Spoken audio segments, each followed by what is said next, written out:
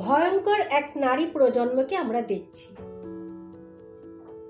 হ্যাঁ, দেখছি 75% মেয়েদের মধ্যে 27 থেকে 30 বয়সী মেয়েরা বিয়েহীন।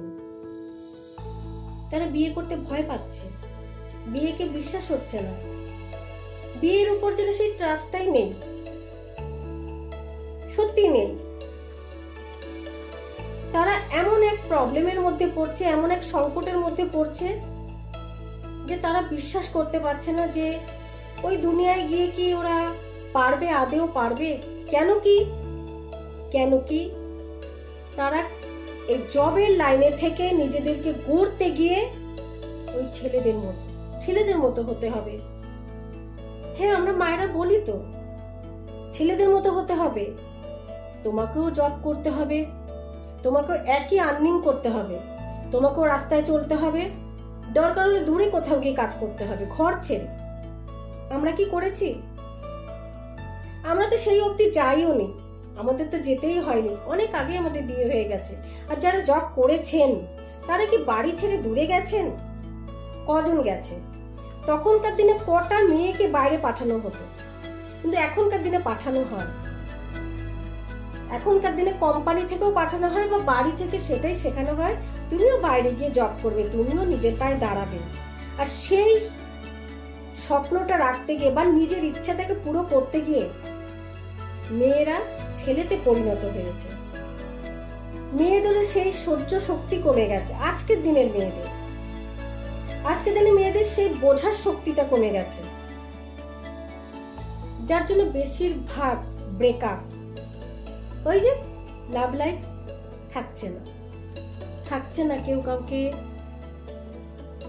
ক্ষমা করতে পারছে না তাদের ভুলটাকে, ইগোটা আগে এসে পড়ছে। দোষ কি তাদের? দোষ কি সেই ছেলেটার না সেই মেয়েটার? কারোরই না, আমি বলবো কারণ না। আমি এখানে দোষ দিচ্ছি না ছেলে,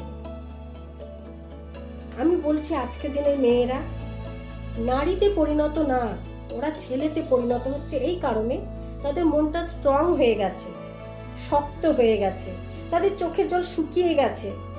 তারা আর কাঁদতে জানে না, তারা সরিয়ে দিতে জানে, তারা ভুলে যেতে জানে। পারলে তারা একাই হয়তো রয়ে যাবে।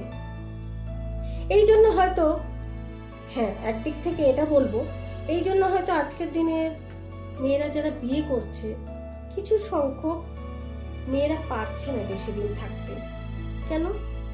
ওই যে জবের লাইনে থেকে নিজেকে যে অন্যভাবে ঢেলে দিচ্ছে, সেটাই একটা সংসারে গিয়ে খেলনা বাটির মতো সংসারটাকে দেখা, রক্ষা করা, ওটা তোকে শেখানো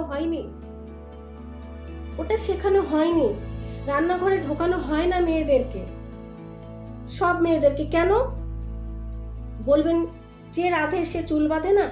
আজকের দিনে বাঁধে না, সবাই বাঁধে না, জানি না কারা বাঁধে, বাট আমি বলছি, আমি যাদেরকে দেখি তারা বাঁধে না। প্রপার আপনি চিন্তা করে দেখুন তো, আপনারা যে এই ধারণাগুলো রাখেন যে রাধে সে চুল বাঁধে না, কটা ছেলে রাধে আর চুল বাঁধে? হ্যাঁ, কিছু আছে, তারা রান্নাও জানে, বাইরে জবও করতে জানে, মেয়েদের মতো পরিপাটি জানে? যদি জানো তো কজন জানে? আমি নিজে একজন মেয়ে, আমি মনে করি আমি যেগুলো করতে পারিনি, আমি যেগুলো পারছি না করতে, সেগুলো কেন মেয়েরা করবে না? নিশ্চয়ই সেও বিয়ে করবে, সেও সংসার করবে,